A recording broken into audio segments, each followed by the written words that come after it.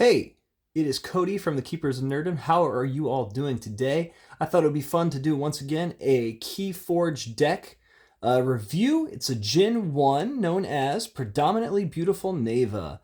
It's got a beautiful backing, and I took it out of its sleeve actually because I just have a standard blue sleeve on these.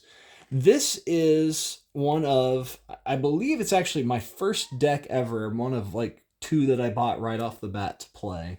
And when I bought it, I had no idea how much I would love this deck and hold on to it because it was so much more interesting than I thought possible.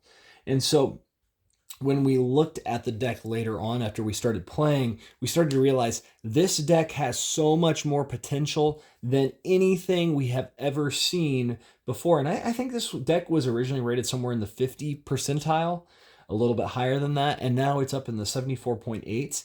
And at this point, a lot of the decks don't change a whole lot, and that's just because they haven't come out with a new set, so there's just not a whole massive amount of change because I think people have stopped buying them in a major way, which is kind of sad because this game is so good, and I highly recommend it to anyone to play. But today I'm going to take you through Predominantly Beautiful Neva, and the reason why I am so excited to own this, because I had no idea how special it was when I first got it and then started realizing what I actually had, and I'll show that to you as well. Keep in mind though, Keyforge, every time you buy a deck, you can't change the deck, but that deck is unique to you. Nobody else in the world will have that exact deck. And what's really fun is it's Gen 5, I believe. They have decks that are evil twins of a deck, and what's really cool about that is it's the same deck with the exact same cards. However, they're evil twin versions of the cards, so they're actually different cards. They have the same name, but then they have above it says evil twin, and they actually do different things, which is just a really neat concept that it looks like it's the same deck if you're not paying attention, but it's actually very different in how it plays. And sometimes it'll only be a percent or two difference as far as playability, and sometimes you'll have 5 to 10% difference because the evil twins are very different play styles. So anyway, this is a Gen 1 deck, and it is a very simple deck and yet a very fascinating deck. So first and foremost, we have Nexus.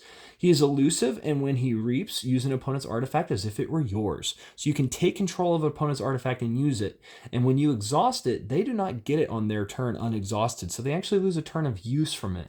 I didn't think this card was very good when I first got it, and it's still not great, because it's really dependent on what your opponent has out, but it's amazing when your opponent has a great card out to just completely mess with your opponent. Next one is Dodger, 5 power. When he fights, he steals 1. He does have to survive the fight to steal. Overall, pretty good card. Nothing too crazy there. Seeker Needle Artifact. All right.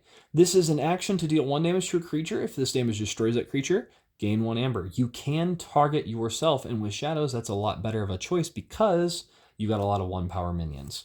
So Miasma, always a great card, has an amber pip. When you play it, your opponent skips the Forge a Key step on their next turn. Always a great card because it gives you an extra turn to handle and deal with stuff. Nerve Blast. Steal 1 amber if you do deal 2 damage to a creature. It can be yours as well if you need to for some reason. Great card. Now we come to the reason that this deck for the longest time was rated poorly, and still these hamper the deck pretty badly. Bad Penny. She's a 1 power that when she's destroyed, she returns to your hand. The one saving grace to this is the Seeker Needles, because with Seeker Needles, you're able to target her after that first turn you play this because it comes in exhausted, and then you can target her, kill her for money, and if you don't want to have her in your hand, just get rid of her. Throw her into the discard pile. And there's 2 of those in this deck. They are not a good card. They are one of the worst cards because they gum up your hand so badly. And if people are smart, they will target this card just to get it back in your hand, just to slow you down. And it's a brilliant play on your opponent's part. Special Delivery. It's an Omni to sacrifice Special Delivery and deal 3 damage to a flank creature. If this damage destroys that creature, purge it.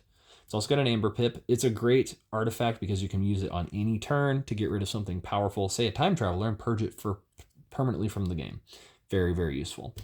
Umbra. It's a skirmish, 2 power only, but when skirmishing, so when you fight offensively, you take no damage, and when you fight, you steal 1. Great card for this. Dipno Spymaster. Love this card. If you can keep this thing alive, it is elusive, so you have to attack it twice to kill it. It's an Omni to choose a friendly creature. You may use that creature this turn, so it allows you to use something out of house. Fantastic little card. Awesome. Moon Cursor. She is skirmish and poison with 1 damage, so she has nothing protecting her. But if she can stay alive somehow, when she fights, she steals 1, and she with poison, this is something I don't think we've really shown yet. Poison insta-kills anything that goes through their armor. So as long as you get to hit their hit points, they instant die from poison. So this little 1 power minion has the ability to take out a 10 power minion just by the fact of as long as she can get to their health and not just hit armor, she will insta-kill them. Urchin. These were by far one of the strongest shadows creatures in Gen 1. Just because as soon as you play it, it steals 1. It is elusive, which is kind of interesting. That why would this be elusive? I guess really you can just keep them on the board to reap for future turns. But the immediate fact is if you play them, you steal 1 amber. So another play might be Seeker Needles to kill it after it's stolen, just to get it into your discard pile faster, so it might get back in your deck again. So the Shadows part in some ways is weak just because of the bad pennies, but it's what it is. So we then come to Brobnar. First off, we have Loot the Bodies for the remainder of the turn. Gain 1 amber each time an enemy creature is destroyed. Now this is from fighting and from damage. It does not matter. So that's really handy. Headhunter, when it fights, it gains 1. Remember, it does have to survive in order to gain that, and that's only on offense. 5 power minion, not bad. Another Headhunter, nothing too shabby to write home about. War Drummer, return each other friendly Brobnar creature to your hand. This is where things get kind of weird and crazy sauce, because say you have something get damaged, you can just play a War Drummer to return them back to your hand and play them again, or reap with them and they're already damaged, return them all to your hand, play them back again because they're already exhausted. You might as well fully heal them. Sound the Horns. This is not a great card, but it's also a card that can be useful in certain circumstances. So it has an amber. You discard cards from the top of your deck until you either discard a Brobnar creature or run out of cards. And it has to be a Brobnar creature because there's a newer card with logos called Lethologica that will make you discard until you get a Logos card. And that's something to keep in mind. Just discovered I have paint on me from painting my miniatures, and it's a wash, so it looks like a weird shade of something on my hand. Weird. So anyway, if you discard a Brobnar creature this way, put it into your hand so then you can play it this turn. Another Loot the Bodies, a Gauntlet of Command artifact. It's an action to ready and fight with a friendly creature, and that can be any creature on your field. It does not have to be Brobnar, but if there's nothing to fight, then they can do other things as long as it's Brobnar.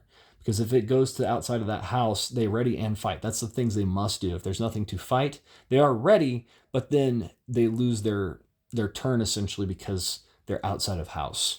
So just keep that in mind. Relentless Assault. Ready and fight with up to 3 different friendly creatures, 1 at a time. So you ready up creatures to fight with. That goes hand in hand with Relentless Loot the Bodies.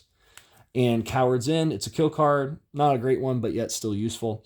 Destroy each undamaged creature, gain 3 chains. Especially if you could play War Drummer to return everything to your hand.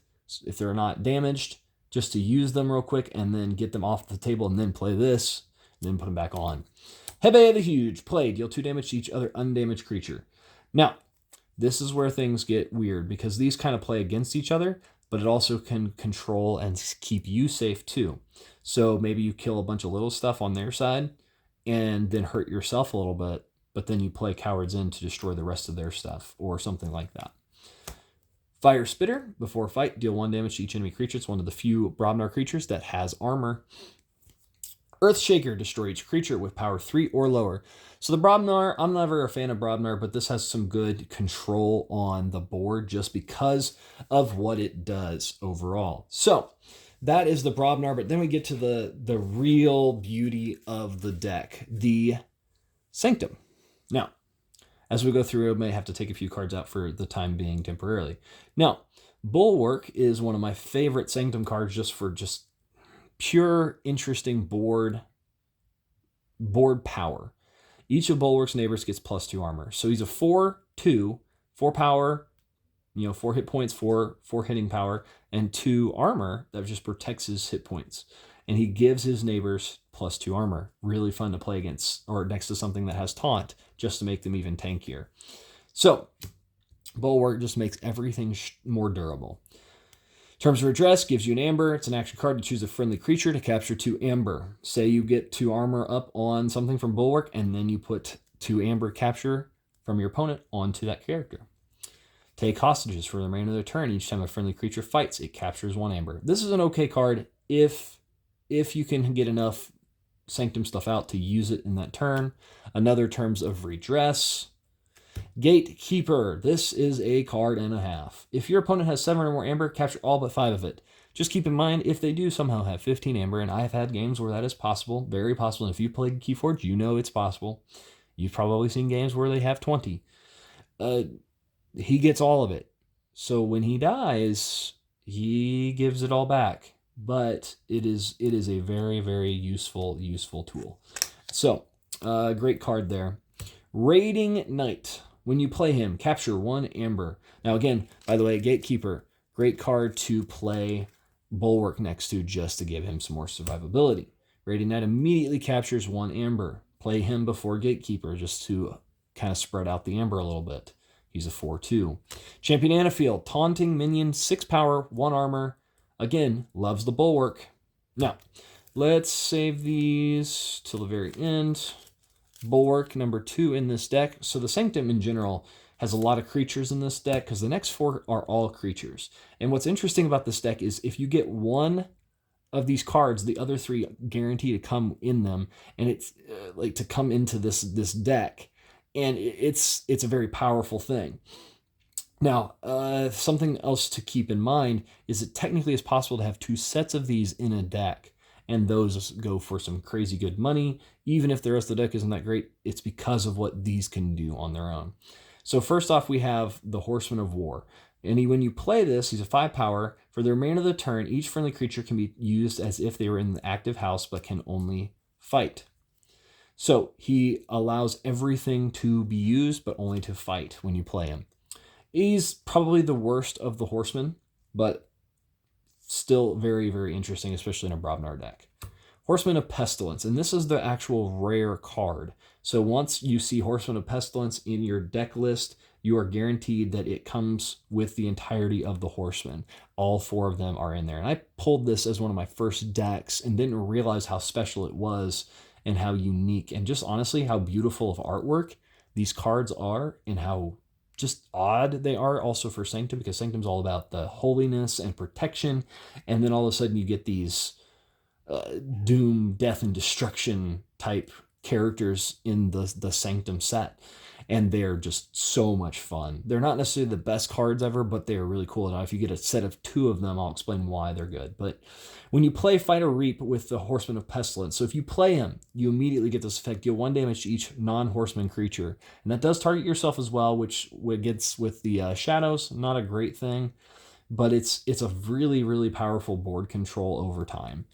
Now, Horseman of Famine, when you play Fight or Reap with him, so even as soon as you play him, destroy the least powerful creature. If you play him and he's the only creature on the board, he will destroy himself. You need to keep that in mind.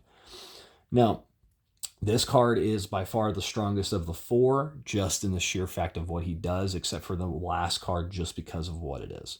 And I'll explain. But this card, in its actual direct use, is the most powerful as far as control on the board, because it can target things, it can get rid of it. The only problem is destroying the least powerful creature. Again, shadows, they're really weak, so they're going to get targeted pretty fast. But the last creature is where things get really interesting. You don't ever play this one until you need the others back, because when you play him, return each horseman creature from your discard pile to your hand. And the horseman has a keyword of horseman and spirit, and they're actually called traits in this game, but really these are keywords. I don't know why they did that, but these are the keywords, and they refer to them as traits, and these are like their keywords are play and fight and things like that. I'm like, that's not correct, but okay.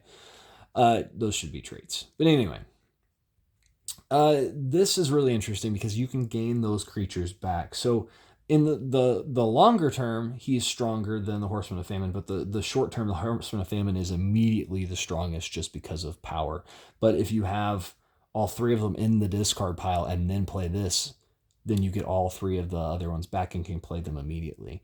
And that's strong. That's crazy. And so if you ever could find a deck that had 2 sets of the Horsemen, that means you have 2 Horsemen of Death, meaning this. You could always keep 1 Horseman of Death in your hand and continually resurrect the other 7. see where it goes with that really, really fast, you all of a sudden can continuously have a a hand of other things set up for whatever you need. But on turns when you're ready to go, you can just plop down a Horseman of Death, resurrect the other 7 or 5 or whatever you have in your discard pile, and all of a sudden have an entire field back up that your opponent has to deal with, or else you're going to be reaping and fighting and doing anything you want on your turn. And so it's a little bit of a slow process, so you'd have to have a deck really that's built around some speed to get them flowing to really make them function well. But the concept is beautiful there, that if you ever could pull it. But even just the 4 of them, they are so much fun because they give you the ability to play a lot of control that Sanctum typically doesn't have. Because Sanctum doesn't typically target your opponent as far as control other than capture. And all of a sudden you have the Horseman going, we're going to fight, we're going to deal a damage, and we're going to kill the least powerful creature out on the field. And, oh, by the way, we're going to resurrect ourselves and do it again. And so that's one of those things. The biggest mistake I've ever seen is when somebody just plays Horseman of Death to get nothing back just because they want him out of their hand. And it's like, I get if it's turn, you got it on the first turn, which is the worst card to see, because that's the other thing. It's not as strong as Horsemen of Famine, because sometimes you can get this like Khalifi Dragon, and someday I'll show you that deck at the very beginning of the game, and you're just sitting on it forever and just taking up space instead of doing what you need to do. So overall, I love this deck. This is one of my decks that I still play today just because of the Horsemen. And I will always hold on to this deck because it's like having a Time Traveler deck, having a Khalifi Dragon deck, having a Horseman deck is just fun. It is wholesome fun in this game, and you're not going to necessarily win the games, but you're going to have a good time playing because you have weird shenanigans and things like that. And that's the thing about this game, especially when you play percentages that are similar to each other.